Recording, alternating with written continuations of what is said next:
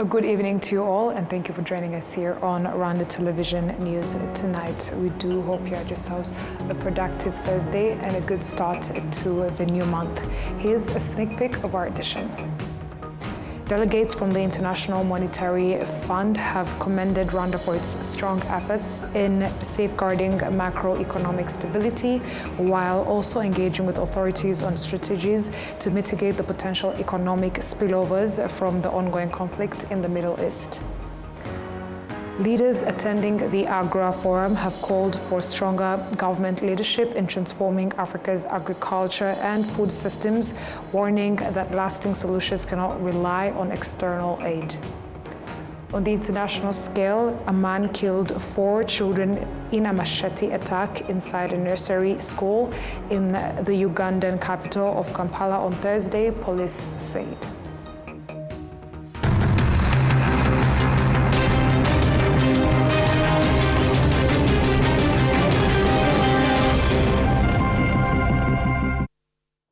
Once again, we're glad to have your company coming to you straight from the heart of Africa, Kigali. My name is Martina Abera. Let us begin by informing you that on Thursday, President Paul Kagame chaired a cabinet meeting which focused on advancing key legislation as well as strategic priorities central to Rwanda's development agenda. Delegates from the International Monetary Fund have commended Rwanda for its strong efforts in safeguarding macroeconomic stability, while also engaging with authorities on strategies to mitigate the potential economic spillovers from the ongoing conflict in the Middle East. We have more. At the conclusion of their 2-week mission in Rwanda, focused on assessing the use of external financing and evaluating overall economic performance, the head of the delegation, Tuna Mama, expressed satisfaction with the country's progress across key review areas. On the impact of the war in the Middle East, and to the credit of the resilience of the Rwanda economy, you may have noticed that looking around in the region but also elsewhere, there's been already a marked increase of fuel price at the pump. Yet here, I think prices remain at moderate level, and I expect it to stay like that for a couple of more months. I think it's testimony to how much resilience there is in this economy. Of course, there is a limit to how much the economy can absorb, and I think the package of reform and policies that we've discussed with the authorities is appropriate to respond to the harder shock towards the next part of the year.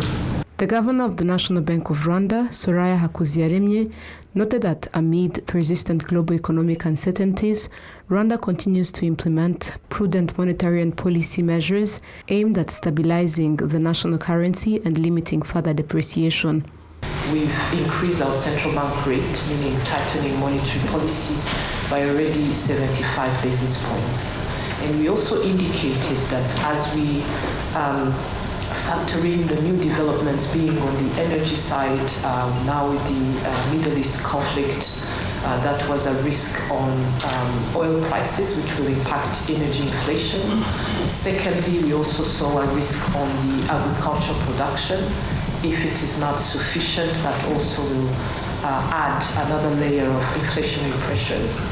And so what we always communicate is based on the data we have on our forecast, medium-term forecast on inflation, we always take necessary measures on the monetary policy side. However, we're also aware that monetary policy tools may not be sufficient to bring down inflation back to the medium-term target of 5%, which means that there are also additional measures that the government can take to make sure that we weather the inflationary pressures the same way that government had intervened when we had the record inflations in 2022 and 2023.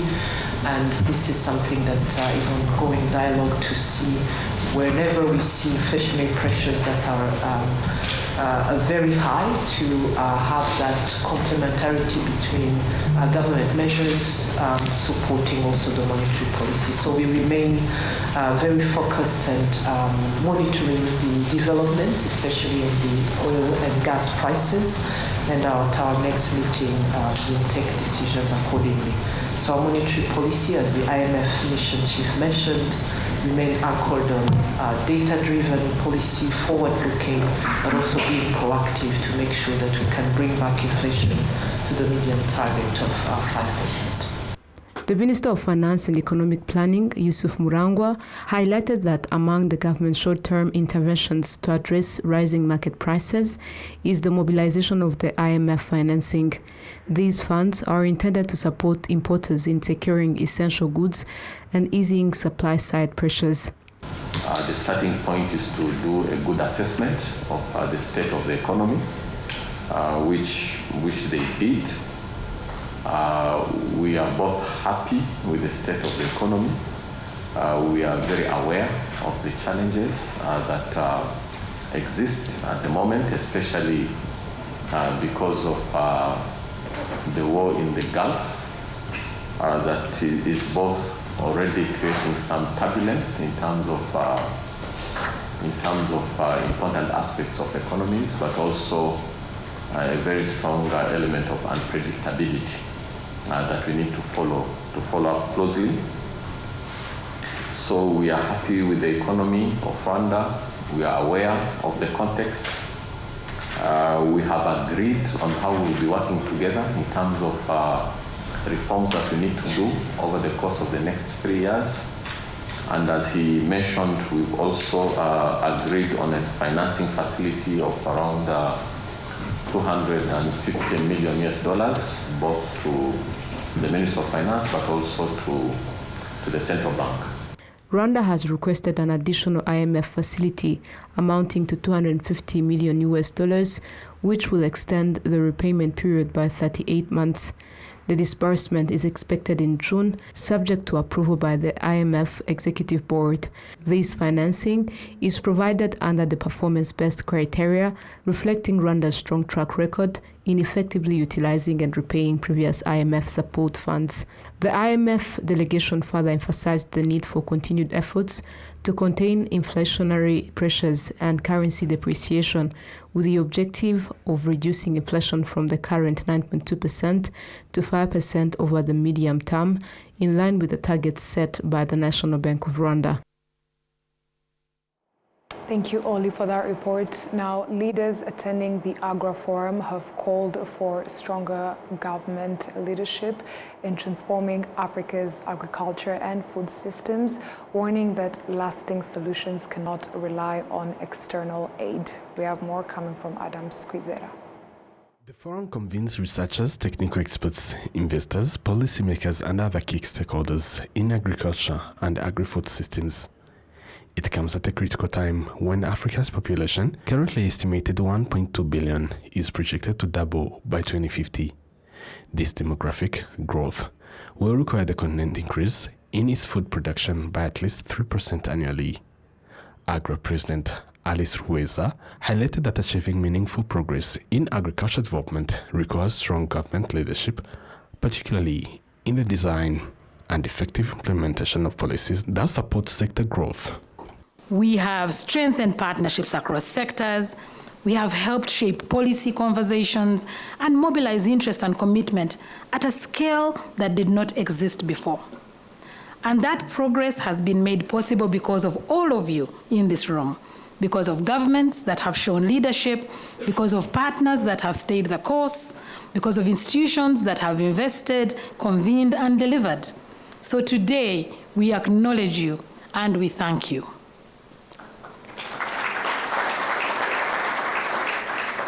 But milestones are not only about looking back, they are also about asking ourselves, what does this moment demand of us? Figures indicate that Africa spends over $60 billion each year on food inputs, despite possessing vast arable land.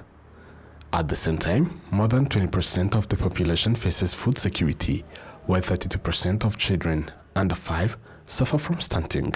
The Minister of Agriculture and Animal Resources, Dr. Telesphone Davamenye, noted that notable strides have been made in addressing food deficits.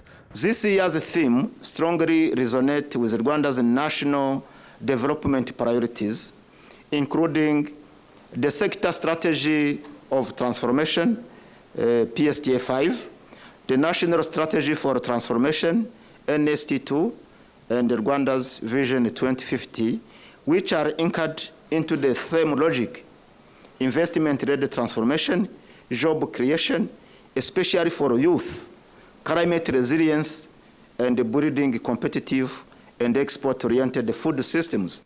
The chair of Agra Board, Haile Mariam Desalegn, underscored the importance of viewing agriculture and food systems value chains as integral to Africa's broader socio-economic transformation. This nation continues to be a model and a showcase for the continent, demonstrating that with political will, disciplined implementation, and a focus on innovation, food systems transformation is not just a dream, but a vision that can be realized. These are not coincidence of timing. They are opportunities for Africa to speak in one voice and to shape the global agenda rather than simply respond to it and become recipient. The conference also marked the 20th anniversary of Agra's contribution to strengthening agriculture and food systems across Africa, including enhancing capacity among sector actors. These efforts have catalyzed investment and contributed to job creation, particularly among young people. Thank you, Adam Squizera, for that report. Now, moving ahead, a communique that has just been released coming from the Office of the Prime Minister. On Thursday, 2nd April 2026, His Excellency President Paul Kagame, the President of the Republic of Rwanda, chaired a cabinet meeting at Urugwiro village. Cabinet was briefed on preparation for the 32nd commemoration of the genocide against the Tutsi, Kwibuka 32. The National Commemoration Week will be observed from 7th to 13th April 2026 in Rwanda and abroad. Institutions, communities, and individuals are encouraged to actively participate in remembrance activities. As Rwanda commemorates Kwibuka 32, Cabinet called upon all citizens to reject genocide ideology in all its forms. In light of its continued resurgence in the region and beyond, it is essential that all Rwandans come together to safeguard national unity, reconciliation, and the country's peace and stability. Cabinet discussed the economic implications of the ongoing situation in the Middle East, particularly its impact on global energy and commodity markets. Cabinet emphasized the need to continuously sustain Rwanda's macroeconomic stability, mitigate inflationary pressures, and ensure that citizens are consistently informed and engaged throughout this process. Cabinet was briefed on the recently published education statistics and the key measures driving continuous improvement across the education sector. Cabinet approved the following draft laws. Draft law approving ratification of the loan agreement between the Republic of Rwanda and the Asian Infrastructure Investment Bank for Rwanda's energy sector result-based financing. Draft law approving ratification of the financing agreement between the Republic of Rwanda and the International Development Association relating to the credit for the Rwanda Inclusive and Resilient Job Creation Development Policy financing.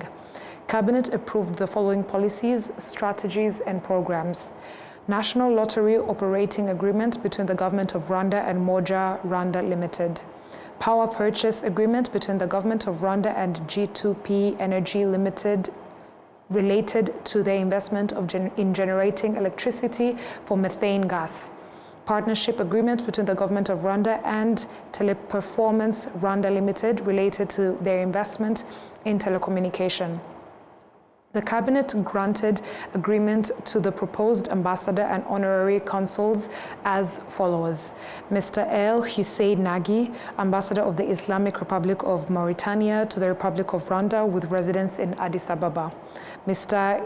Irene Ndikumwenayo, Honorary Consul of Grenada to the Republic of Rwanda.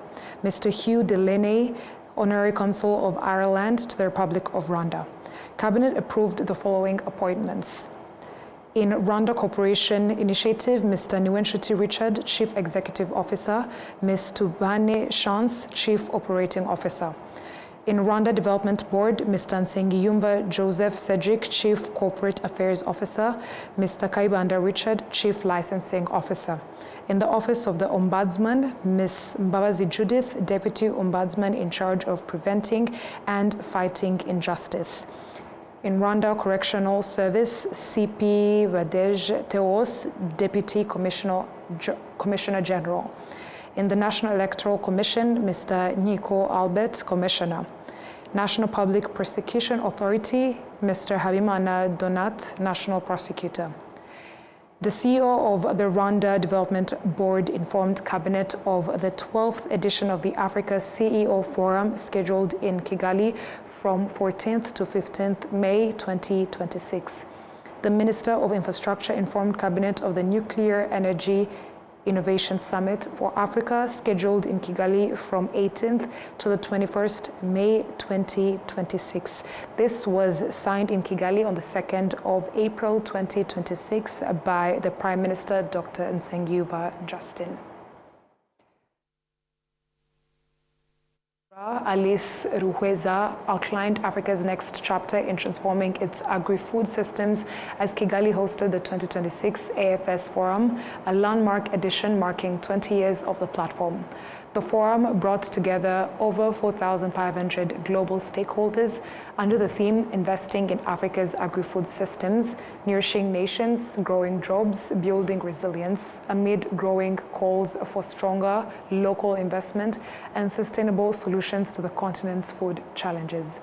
Alice reiterated this in an exclusive interview with RBA's Adam Squizera. Let's take a look. Thank you, dear viewers, for watching RwandaTV News. I'm Adam Squizera, and tonight I'm having Alice Ruhweza, the president of AGRA, who is going to reiterate about this launch ceremony of AFC Forum 2026. This launch coincides the celebration of 20 years of food systems transformation under AGRA and AFC Forum. Looking back, how would you assess the impact of these efforts in terms of seed access, farmer productivity, market participation, and as well as ultimately delivering more resilient and nutritious food system? Thank you very much. So when AGRA started 20 years ago, the whole premise was, how can we deliver a green revolution in Africa, just like Asia and Latin America had delivered? They had pulled their people out of poverty through agriculture. How could we have a uniquely African green revolution? And our first bet was really on seed, because if a farmer has access to the right seed, they will increase their productivity. But it was also very clear that the seed has to fall on the right soil. So you have to have the right soils as well. And you also have to have the right inputs. And you have to have an extension worker who can also guide the farmer on how to do the right input mix of that. So we'll work on seeds, we have our work on sustainable farming, which also deals with soils and extension. And then markets are also important, because once they've produced all that produce, what are they going to do with it, especially the one that they don't consume? It will end up being thrown away. So we needed to have work also on markets. We needed to also have work that focuses on women, gender, and nutrition, because the food has to be nutritious, of course, but also women produce most of the food, and so women need to be supported to grow. And overarchingly, you also had to have policy, because policy is what gets you to scale, having national policies. And so over the last 20 years, we've worked on all of that. We've been working on all of that. And when you look around, when we started, it was only maybe 11 companies producing about 2,000 metric tons of certified seed.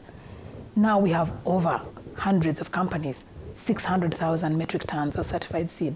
Rwanda is self-sufficient. You can export seed. A small company we supported in Tanzania is now 70% of a market share. And more. There are some companies that had no seed company, some countries, and now they have. So the growth of that sector, of the seed sector, has been tremendous. But another thing we did that was difficult at the time is the distance that the farmer used to walk from his farm to the place where he could access inputs. At the time, it was 32 kilometers. That is 9-hour walk, a full day lost.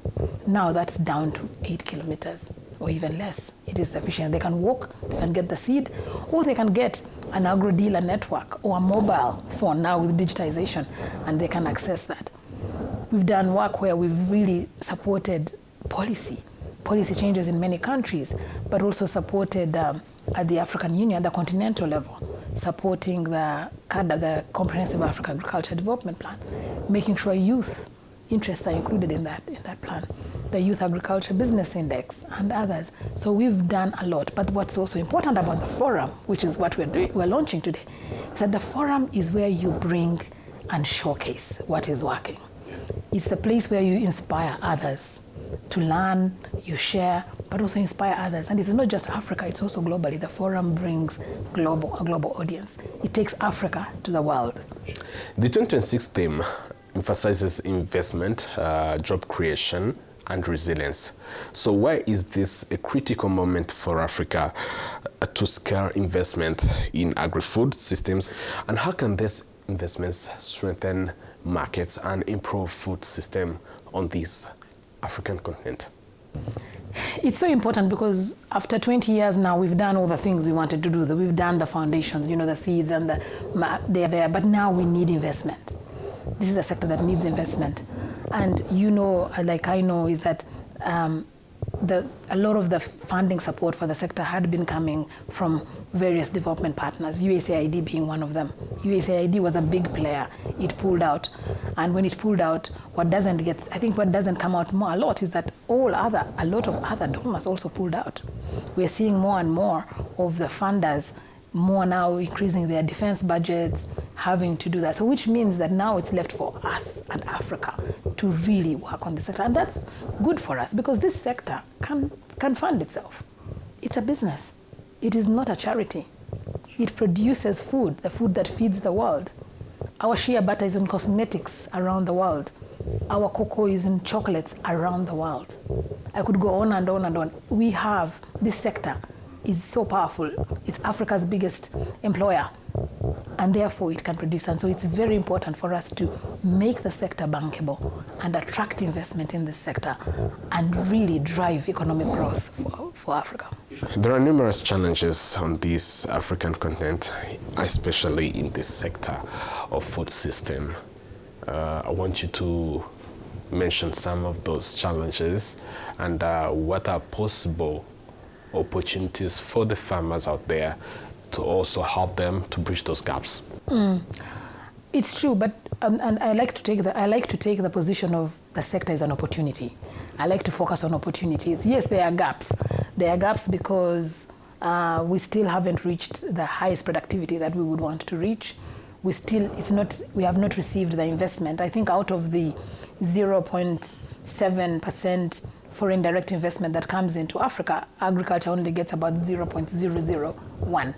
That needs to change. That we need to make the sector investable. But for me, I also like to look at the bright side. The sector it's Africa's growth engine. There is no other sector that is going to reduce poverty except this one. And I want to also focus on a farmer. If we can get the farmer earning just enough resources to where they can afford nutritious food, they can take their child to school, they can afford health care, they can reinvest, the farmer will prosper and Africa will prosper.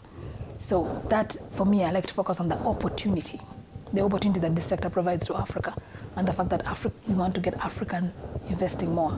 One last question. Looking ahead, what does success for Africa's agri-food system looks like in terms of job creation for youth, women's empowerment, and resilient market, plus also improved nutrition? Definitely the value addition is going to matter, right? When we produce cassava, we obviously want to consume it, but we also want to show that cassava can be a source of aviation fuel. Yes, it is viable. It is viable. It is viable, but we need to get to scale. We need to create the right investments framework. I think the sector, the agro-processing, the agro-industrialization will matter. But importantly, like I said,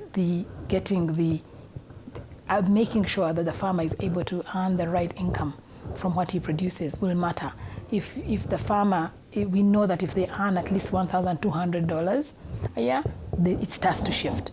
We know that if you can organize them in cooperatives of about 1,500,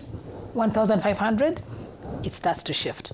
So we need to look at those numbers, and we need to stay focused on these numbers, to stay focused on getting that farmer to prosper, because 60% of Africa is employed in agriculture. So if 60% is prospering, the continent will prosper. Policies matter, but we have policies. I don't think it's the policies that we are lacking. I think it's the implementation. But when you talk about harmonization, I'll give you an example. Of course, CADAP, the Comprehensive Africa Agriculture Development Policy, is our nation's policy. We have also several African Union protocols. We have the Africa Continental Free Trade Area. That is our continent-wide policy for increasing intra-Africa trade. They matter. We just have to make them. Now we have to put them into action. Thank you for your time, Alice Wezi, President of AGRA. Thank you. Okay. Thank you, Adams, for that insightful interview. Now, the Rwanda Biomedical Center announced that 2,666 people experienced trauma during the 31st commemoration of the 1994 genocide against the Tutsi. RBC stated that for the upcoming 32nd commemoration, community health workers and volunteers will play a key role in supporting those who may experience psychological distress. RBC, together with Avega, Agahozo, and Ibuka, held a press conference focusing on mental health programs that will be implemented during the 32nd commemoration of the 1994 genocide against the Tutsi. Mental health specialist Dr. Shast Wihoreye explained that trauma is a condition that can be treated, especially through resilience and proper care. Widows who survived the 1994 genocide against the Tutsi are among those most affected by trauma. Julienne Murorumwere, who is in charge of mental health at Avega Bugesera, said they continue to reach out to individuals facing challenges, including trauma, and help them access treatment. The head of the mental health department at RBC, Dr. Gishoma Darius, noted that several strategies have been put in place to support people during the commemoration period, including the use of trained community health workers. RBC also reported that during last year's commemoration, 90% of those who experienced trauma were over the age of 31, while 10% were younger. By region, Kigali recorded 699 cases, Eastern Province had 667, Southern Province had 597, Western Province had 520, and Northern Province recorded 183 cases. The BK Group plc announced that in 2025 it made a profit of 110 billion Rwandan francs, highlighting its role in providing financial services and supporting various community development projects. This was revealed on Thursday during a press conference where the company presented its achievements for the past year. The CEO of BK Group, Dr. Uziel Ndagijimana, stated that the strong collaboration between BK Group's subsidiaries and the government in boosting the economy is what led to these impressive profits. The CEO of Bank of Kigali, one of the companies under BK Group, Dr. Diane Karusisi, explained that they aim to continue improving the quality of services offered to their customers. In the 60 years since its establishment, Bank of Kigali now has over 700,000 clients. Based on the performance recorded in 2025, the board of directors approved a dividend of 53 Rwandan francs per share for shareholders. Rwanda's community-based health insurance scheme is being highlighted as one of Africa's leading success stories in expanding access to maternal and newborn care. At the International Maternal Newborn Health Conference in Nairobi, experts assessed whether such models are truly reaching the most vulnerable and whether they can be sustained. Eve Ndayishimiye of the Clinton Health Access Initiative in Rwanda spoke to William Evans Mutabazi, explaining why the country's approach is gaining recognition and where more work is still needed. When it comes to community-based health insurance, it is being recognized as one of the African success that many countries are exploring, especially due to its high success in covering more than 85% of the total population, and also being able to absorb quickly new critical maternal and newborn health commodities, as it is the case for caffeine and other calming commodities. What I can say from a technical perspective is that addressing stillbirth issues require strengthening quality of antenatal care we are providing, especially for the high-risk pregnancy cases, improving monitoring when it comes to women who are on labor, but also ensuring timely access to emergency obstetric care, all areas where I know the government is already working on. So if we look at track record, Rwanda has consistently achieved what seems to be impossible. When we take an example of maternal mortality, the country took it down from 1,071 maternal deaths per 100,000 live births, that was in 20,000, to only 149 per 100,000 live births. So it's like more than 70% reduction in only 25 years. The same for neonatal mortality, the same for under 5 mortality. The government is also using data to understand the pain points in service delivery, addressing them with innovative solutions to troubleshoot system enablers. There is many strategies ongoing, like 4x4 strategy to quadruple the workforce. The country is digitizing both facility and community health services and other initiatives. So when you combine that track record with the current innovation, the government commitment, I believe significant progress is very realistic.